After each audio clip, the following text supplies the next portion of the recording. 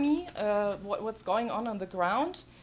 The thing is that to counter this growing current account deficit, there are different ways how this structurally increasing outflows can be countered. So in order to, money can come in again. How can it come in? One way is to incur more debt, which reinforces the whole problem. Another way is through attracting foreign direct investment. And it can also come in through further increasing exports. So to sum this up quickly, peripheral financialization means that the economy is caught in a vicious cycle because the real economy can not yield enough for the state to pay off the debt with financial investors. And yeah, which I think must probably result in financial crisis again sooner or later, the costs of which have so far been borne by labor in the form of austerity measures. So what can we say about agriculture-industry links under peripheral financialization? I think that the development that we are seeing in both sectors is a consequence of the financialization of capital accumulation. The growing sectors are largely de-linked from each other and from the rest of the stagnating domestic economy in terms of capital flows because they are controlled by transnational corporations and the profits leave the country. And in terms of labor, agricultural and industry are integrated in the sense that both industry and capitalist agriculture depend on cheap rural-urban labor. But there's also a major contradiction here, namely that the cost of labor for capital is below the subsistence level. And that's not only because of the role of subsistence agriculture that we also talked about, is this point about functional dualism that de Genry made quite a long time ago, but also because of state subsidies for the cost of labor in the form of cash and food transfers, which are these programs that we've seen also throughout Latin America that are often financed, not everywhere, but in Mexico they've been at least financed through loans, like from the World Bank and so on, financial institutions. So, and on the other hand, households themselves, also household debt, households themselves financing basic needs such as schooling, medical treatment, etc., through personal debt. We've talked a little bit about this in the morning, this phenomenon.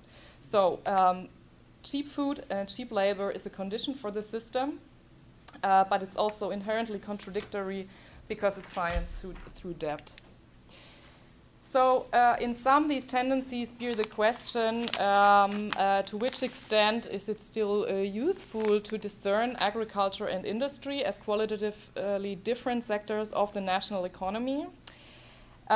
Because whether production takes place in agriculture or industry is actually quite secondary for accumulation, for this form of accumulation, since it doesn't happen through production, but through wealth extraction from rural-urban classes of labor.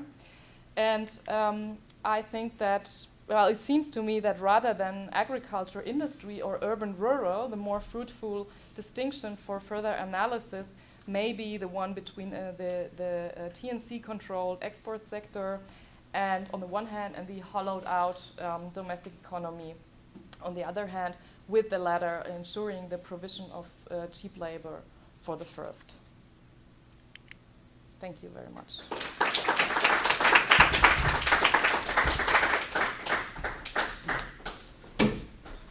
Thank you, Nadine. So I think we have time for maybe a couple questions, so maybe 2 rounds and 3 questions. Maybe? Yeah, that's great. So maybe if the 3 presenters can come up here and join us. And so, what do you think, Charles? Should we take a few questions and then? Yeah, take 3 and 3.